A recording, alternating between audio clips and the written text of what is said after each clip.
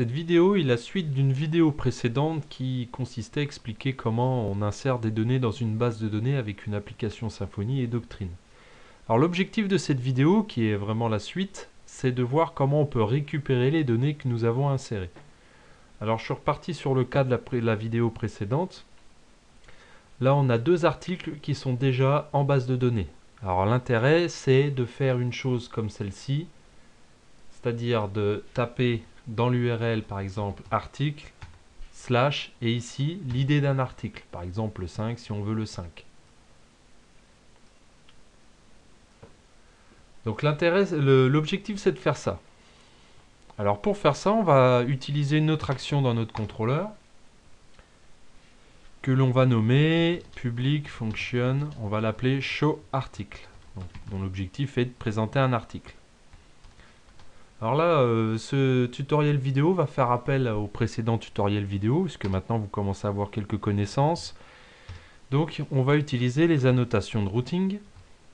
Et ici, on va indiquer que l'on doit rentrer l'URL article suivi d'un paramètre ID. On peut donner un nom à la route, par exemple, je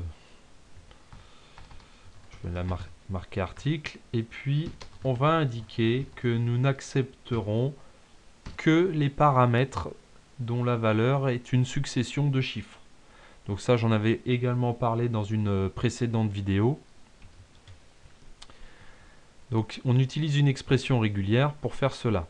Alors une fois qu'on a défini notre route, on va pouvoir écrire le code de notre méthode de contrôleur. Alors on va en fait affecter, puisque l'objectif c'est de récupérer un article issu de la base de données. Donc ici nous avons deux articles. En fait, on récupère toujours des objets. Et les objets vont être construits à partir de l'entité article. Donc, on va utiliser une méthode qui est accessible grâce au contrôleur que nous avons étendu. Et en fait, on va commencer par récupérer un objet Doctrine, puisque Doctrine nous permet de gérer nos interactions avec la base de données. Sur cet objet, nous allons appeler la méthode getRepository. Alors getRepository, il faut voir ça comme un dépôt dans lequel il y a des requêtes SQL qui vont être exécutées, pour faire simple. Donc nous, on va indiquer que on veut utiliser le dépôt de requête qui concerne l'entité article. Donc on indique où se situe l'entité concernée. Donc nous c'est dans app bundle et on indique directement article. Il n'est pas nécessaire de dire qu'on est dans le dossier entity puisqu'on a respecté la structure de Symfony et que dans Symfony on stocke nos entités dans le dossier entity. Donc lui il le sait. Par contre si vous avez créé un autre dossier, il faudra préciser le chemin. Ensuite, on indique que sur ce dépôt de requête, on veut exécuter en fait une méthode qui s'appelle find. Et cette méthode find, par défaut, accepte un argument, c'est l'id de l'élément à récupérer. Donc nous, on va passer l'id comme cela. Et comme on a utilisé un paramètre dans notre requête, on va pouvoir le passer en argument de notre contrôleur, ou plutôt de notre méthode show. Donc cette requête-là va nous retourner un objet article dont l'id est celui qui aura été passé en paramètre. Alors il se peut que nous n'ayons pas de retour, puisque si on rentre une valeur qui ne correspond à aucun article, il n'y aura pas de résultat. Donc pour gérer cela, on va dire que si l'article retourne faux, on va lancer une exception. Alors là, on utilise encore une méthode qui a été définie dans le contrôleur parent. C'est d'où l'intérêt d'étendre le contrôleur fourni par Symfony.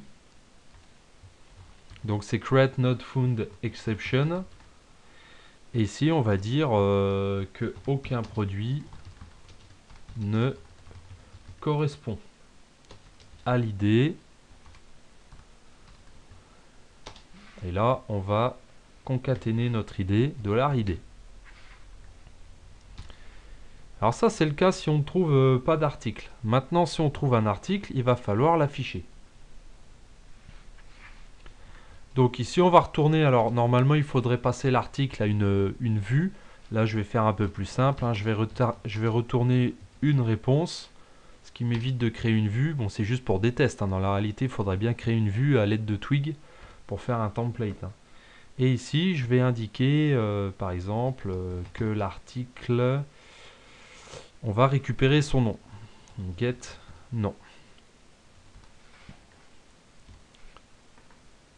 Donc, pour récupérer maintenant, pour afficher l'article, on va dans notre adresse. Alors, je vais prendre un article qui existe pour commencer. Je vais prendre l'article 5 dont le nom est article A. Donc, je vais charger ça et j'ai bien l'information comme quoi c'est mon article A. Maintenant, si je mets le paramètre 6, il m'indique que j'ai l'article B. Maintenant, si je mets une valeur qui n'existe pas, par exemple à 8, j'ai bien aucun produit ne correspond à l'ID 8. Donc l'intérêt, c'est de faire une page qui gère cette exception-là, bien sûr. Donc là, on a vu une situation, on retourne qu'un élément. Alors, vous remarquerez que nous n'avons écrit absolument aucune requête SQL. Encore une fois, c'est la magie d'utiliser un ORM, hein, tel que Doctrine, c'est qu'il fait beaucoup de choses à notre place. En fait, ici, quand on fait la méthode find, ça revient au même que si nous, en SQL, on avait écrit where id égale et l'id passé en paramètre. Sauf que là, tout est fait automatiquement.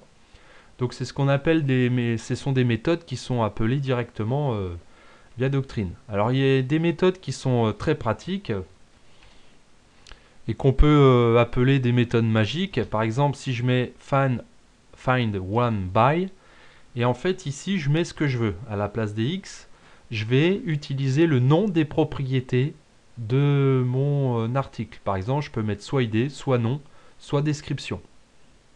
Donc je reviens ici, par exemple si je dis que je veux sur le nom, voilà, comme ça. Alors du coup l'idée ne va pas servir, mais c'est juste pour illustrer, hein. Donc ici je vais mettre par exemple qu'on veut l'article A. Alors, je regarde en base de données si je l'ai appelé comme ça, voilà. Donc là en fait il va automatiquement me rechercher dans la table article l'article dont le nom est article A. Alors du coup ici je vais mettre l'id. Voilà, et on va voir que l'article A, normalement, a l'id numéro 5. Donc je vais actualiser ici. Donc le paramètre à la fin n'a plus aucune importance puisque je ne l'utilise pas dans ma méthode, hein. Et on voit bien qu'ici, l'article A correspond à l'id numéro 5 de la base de données. Je peux faire aussi selon le prix. Et le prix ici, par exemple, je vais marquer 9,90. Il me semble que dans ma base de données, voilà, dans ma table, j'ai bien un prix article à 9,90. Alors pour que ça change, je vais marquer 15,90. Voilà. Donc je vais actualiser ma route. Et ici, on voit bien que j'ai l'article 6. Si je le remplace par le nom, j'ai bien l'article B. Donc vous voyez qu'encore une fois, on n'a écrit aucune requête SQL, parce qu'on utilise des méthodes qui sont déjà fournies nativement et qui nous permettent déjà d'utiliser quelques requêtes de base. Par contre, lorsqu'on va faire des requêtes un peu plus poussées, il va falloir créer notre propre dépôt, ce qu'on appelle un repository, et puis y écrire nos requêtes. C'est l'objectif, c'est l'objet d'un autre chapitre. Alors là, on a vu un cas où justement on utilisait donc l'id. Je vais revenir sur le cas de tout à l'heure avec find et l'argument passé en paramètre. Donc si je reprends celui-là, tout fonctionne à nouveau. Maintenant, ce que je voudrais, c'est pouvoir récupérer la liste de tous les articles. Donc je vais créer une nouvelle méthode et que je vais appeler public function show all article. Là, bien sûr, pas d'argument puisqu'il n'y a aucun filtre à appliquer. Donc on va commencer par spécifier la route à l'aide d'annotations. Donc ici, on va indiquer que l'on veut accéder à la liste des articles via le pattern catalogue. Voilà, on peut lui indiquer une route. Voilà. Et la méthodologie est la même. C'est-à-dire qu'on va récupérer des articles. Donc je vais mettre un pluriel. On pourrait appeler aussi ça article collection. Et puis je vais procéder encore une fois à l'exécution d'une requête. Pour cela, je dois récupérer une fois de plus Doctrine.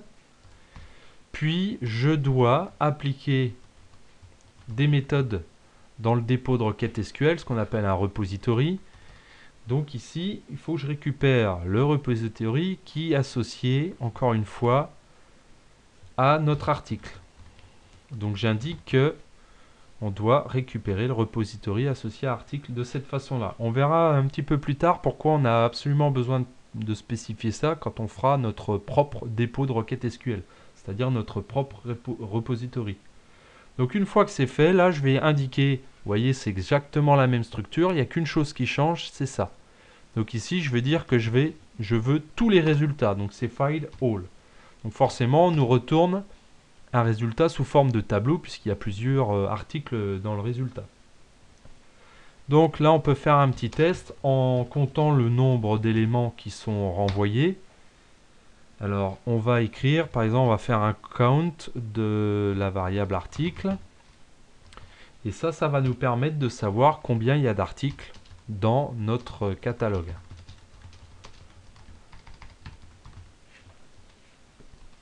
Donc il nous suffit de rentrer la bonne URL qui correspond à notre route, donc catalogue.